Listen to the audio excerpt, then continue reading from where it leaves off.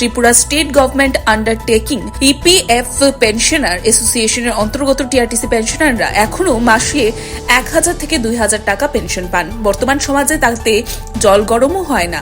এই অভিযোগ তুলে টিআরটিসির পেনশনাররা দাবি জানিয়েছেন তাদের যেন লিভ স্যালারির টাকা নগদে দিয়ে দেওয়া হয়। তাছাড়াও মাসে অন্তত 10,000 টাকা তাদেরকে পেনশন প্রদানের দাবি জানান তারা।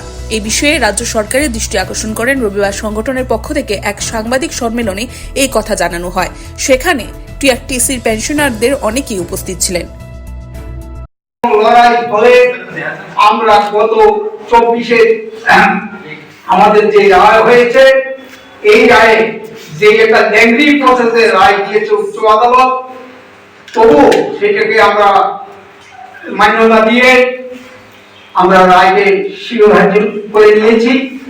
আমরা চাই আমরা এই গভর্নমেন্ট এবং টিআরটিসি কর্তৃপক্ষের কাছে আমরা দাবি রাখছি, যেভাবে টিআরটিসি পেনশনাররা অকালে মৃত্যুবরণ করছে, তার ছেলে মেয়েদেরকে লেখাপড়া করাতে পারছে না, বিয়ে দিতে পারছে না, এমন অবস্থায় না খেয়ে না দিয়ে অনেকে মারা যাচ্ছেন, তাদেরকে দিকে তাকিয়ে যাতে আগামী 1 বছরের মধ্যে মানে নতুন বছরের যে 25-এর মধ্যে যাতে আমাদেরকে লিভ স্যালারিটা নগদে প্রদান করে দেয় প্রত্যেককে, এই দাবি রাখছি।